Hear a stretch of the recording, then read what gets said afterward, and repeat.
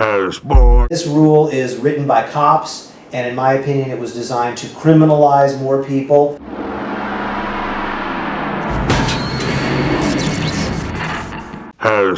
Hash Bar TV. Today is a very special episode because big changes are coming to California and medical marijuana. Crazy regulations where it looks like they are over-regulating everything to do with marijuana, medical marijuana. Deliveries, dispensaries are going to have big changes when it comes to this. Growers, edible makers, hash makers. There's so many different categories, and today we got a special guest, Stewart Richlin. He's been in this medical marijuana field for 10 years, has 500 dispensaries that he's working with. He has been a lawyer for over 30 years, and this is one of his, I guess you call it, his specialties. Yes, indeed. Thanks for having me on Hash Bar TV once again. We're waiting now to see if the governor is going to sign these new rules, and I'll tell you, I kind of hope he does not. I do think there's some exciting stuff in there. There are licenses for making concentrates with and without solvents. There's a license for testers. There's a license for transporters. There's distributors. There's dispensaries. There's edibles. But they sort of didn't do it the way I would have wanted them to do it, and there's some things about it that I still think are lagging behind in fairness. The big switch is that now medical marijuana is going to be for profit.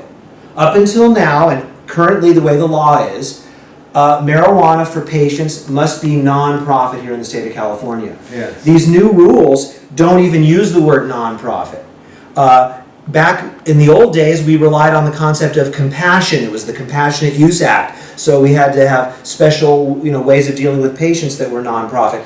They don't even use the word compassion in these new rules. They have straight out business licenses, but the hitch is that you cannot get a state business license unless you first got a city business license. So it's sending it back to the cities. Instead of regulating California medical marijuana in one whole piece, it's going to be even worse than it is now with a patchwork of different rules everywhere.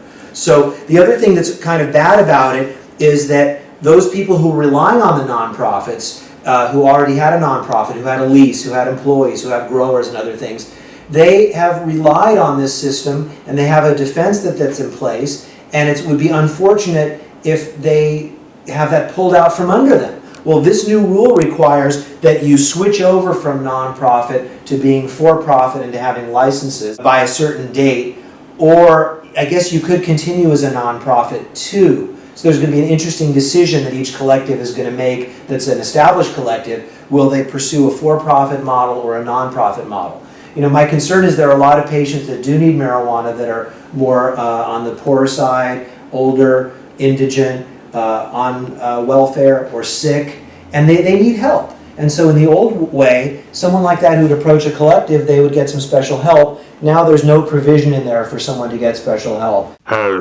This is going to cement in the power of the localities to do their own rules. And it also allows enforcement to be done by either the city, county, or state, and they get to keep proceeds from their enforcement. So there's like an incentive for the cities to go in and fuck with patients, because then they'll get the money from liquidating their assets, or the county or the state. So although it sounds like they're trying to help patients or regulate to facilitate marijuana access, really this rule is written by cops, and in my opinion it was designed to criminalize more people. And then as far as those people who are in the golden seat that already have a very, very strong license in a strong city, it gives them a permanent, semi-permanent upper hand, so that those people who do have a cooperative city and do have a license are going to find themselves able to stay open till 2026 without getting any of the special licenses in this rule. So it's going to be very different. Some collectives are going to have to get growing and transporting and testing and other licenses,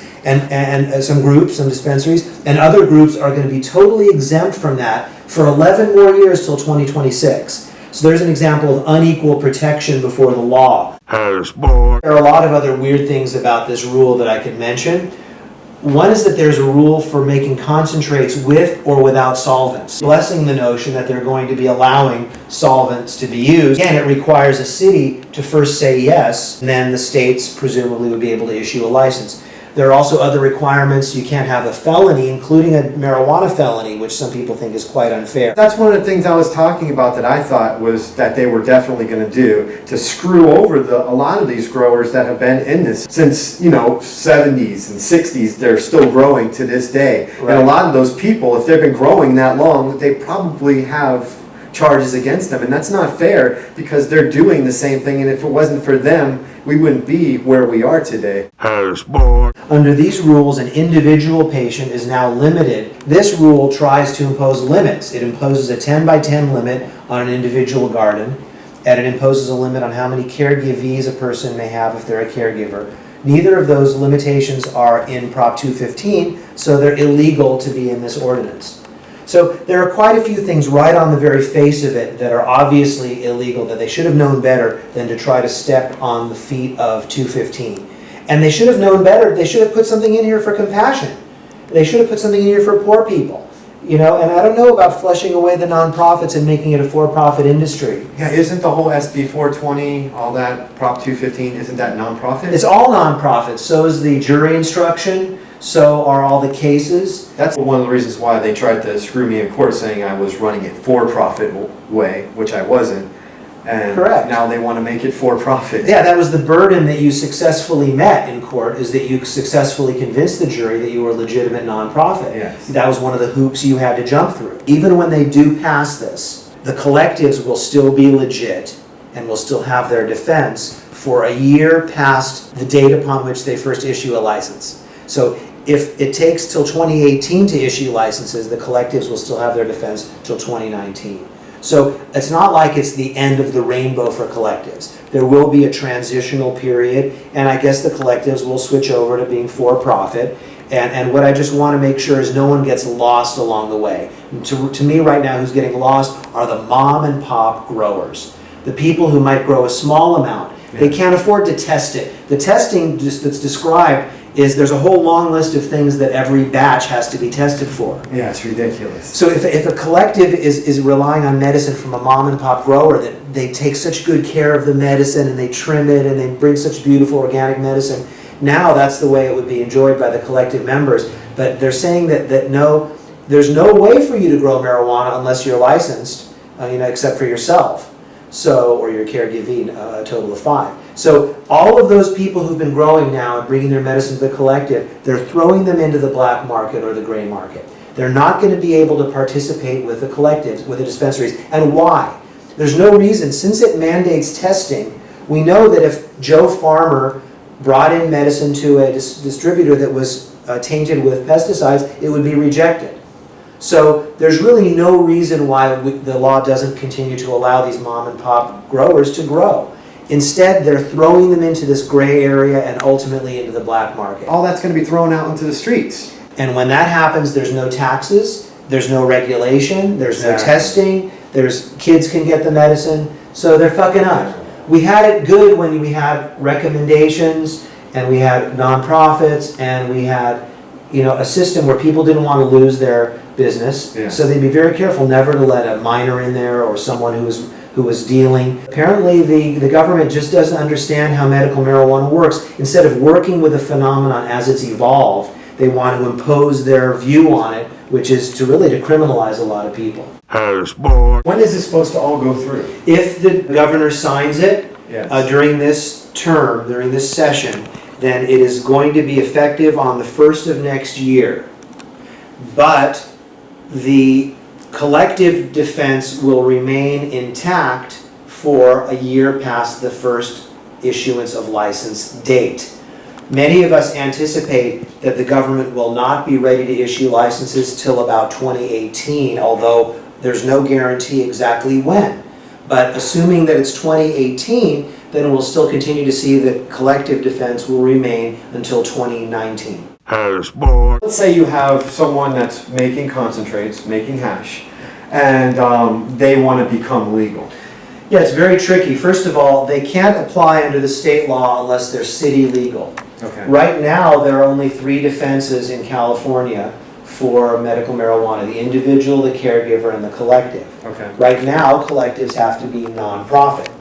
So someone who would be in a position of being able to apply for a license, the problem is they would also have to specify under this rule all their techniques.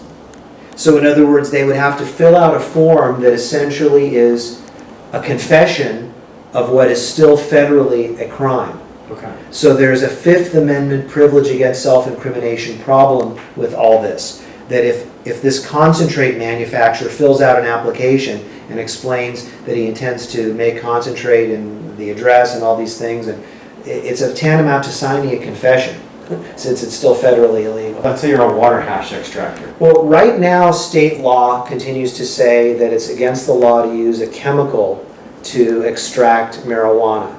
Now, it doesn't say chemical solvent, it just says chemical. Is water or air or ice a chemical? Technically, they are. So when this is passed, though, there will be a new rule on concentrates, which will be you can manufacture a concentrate with a license. There's also a new process, I don't know if you've heard of it, it's called rosin. It's where you have 2 heating elements and you put the bud in there and you basically squash the bud Yeah. with the heat. Yeah, So there's no solvents, there's Yeah. no chemicals being used, it's just heat. That's correct. Yeah, rosin is not going to be an illegal way for patients to make a concentrate under the current rules. Another thing I was seeing was if you make the hash or grow it, you cannot distribute it. They want it Right. separate people. If you're a transporter, you can't grow, you can only transport. Transporters can transport and distribute. So what I think the distributor is the juiciest of all the positions, because they're the ones who are going to be able to get marijuana, stock it, and then transport it to dispensaries. So if you're making the hash, you're basically, your business is in the hands of these distributors. True. There's also something in here where we can have appellations, which means fancy names, such as in France they have, that wine is a Beaujolais or a Bordeaux or whatever. Yeah. In marijuana, we're going to have Mendo or 818 or 707 or whatever different appellations. That's an interesting thing, and those will be protected by the government.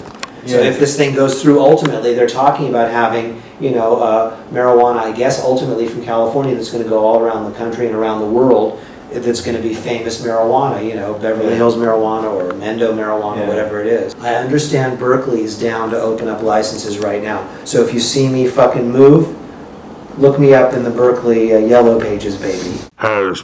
So let's say they're hearing about the new regulations and they have an edible company, they have an extract company, they grow, and they want to jump on this as soon as possible. What would be the first steps to do? If someone wants to participate in this environment, the new rules say, yeah, you can get this state license, but it's not effective unless you get a parallel city license. It means that you can't even apply for these state licenses without a city license in your hand. In LA, it's Prop D. In whatever city you're in, it's those rules. There's a lot of marijuana foods out there in the market now. And when you read these new regs, they have defined marijuana foods as not drugs and not foods. But what that means is that the foods that are made with marijuana are not regulated by Food and Drug because they're not foods and they're not drugs. Yes. That's what they tried to do. Right now there's 3 defenses for growing: the individual, the caregiver, and the collective co-op. The individual will continue to be able to grow for themselves. In fact, now they can grow 10 by 10 as long as their city doesn't object. But this thing's fucked up. They say that if your city objects, you can't even grow. They should have at least guaranteed that every patient can grow. What if you're in one of those cities that has a ban and you're old or poor? Yeah, exactly. And you're far away from a collective. They don't allow deliveries unless there's a storefront. They've done a lot of things to limit safe access. Let's say you're a caregiver, now you can grow for 5 caregivees. Since each patient can have 100 square feet, if I was a patient plus a caregiver for 5, I could have 600 square feet growing. Yeah. But I can't sell that to anyone other than my caregivees who can pay me reasonable compensation. And then as far as a collective right now that grows, they need to start to figure out how to apply with their city so they can shift over to the for-profit model and get licenses. And if they can do it by the end of this year, they'll be able to continue without interruption. If they can't, they should try by 2018, and if not, then they're going to be shit out of luck, probably. And who knows if we get legalization this year, how that will change everything. Yeah. We're about to try to get legalization on the ballot, and that means we're going to be voting for that in the next November. That would change all of this, right? Well, it would make it less meaningful if everyone can grow and everyone can possess and everyone can transport. Then we won't care as much what's going on in the medical. Now we're going to want to know what's the law going to be that's going to allow social and commercial marijuana. Okay. So I think we'll be less concerned about this in general if we do get legalization first. Lot to know on this one. I mean, we're still reading it over and over again to understand it. One of the fucked up things the government did was they negotiated this in private and in secret. They did not have hearings and a lot of public input. So there's still a way that this might not pass. Yeah, it's passed the legislature, but it needs to be signed by the governor. If you have a felony, it looks like right now you're not going to be able to apply for any of these licenses. Someone who's got a felony should be writing their letter to Jerry Brown about how unfair it is that these are some of the pioneers who were not even afforded the medical marijuana defense in the past. Okay. They may have been patients, and now they've finally lived to the point where we have a medical defense, but they have this old felony hanging over their head, Yeah. and now they can't participate in the system. That's just not fair. Edibles are supposed to be generic now. So someone who wants to have a branding on their edible, they can't do it. Now, part of America is you use a brand to identify the quality of something and to know that it's good. And it's for profit now. So But what? they won't allow branding. So what do? You just put chocolate chip? Chocolate chip cookie. They didn't think about this right. Anyone who thinks, oh, I'll just go in the marijuana industry, it'll be, so simple and everyone's rich in the industry, neither of those is true. I think at the end of the rainbow, you have to realize that marijuana is a thing that's currently in the hands of the people. And right now, the companies and corporations sort of want to steal it and take it away from the people. See, right now, the only people who can run a collective are patients that are caregivers. They want to make it so corporations and public companies can run them. So what these guys are doing, really, the secret agenda is to steal the marijuana from the people, just the same way they stole the water, the oil, the air, the frequencies, the railroad right-of-ways. All of the best assets are always taken by these oligarchs. Now they want to take the marijuana too. That's what's really going on. Now they want to take the marijuana too. That's what's really going on. Davey, what do you think about these new marijuana regulations? Harrisburg.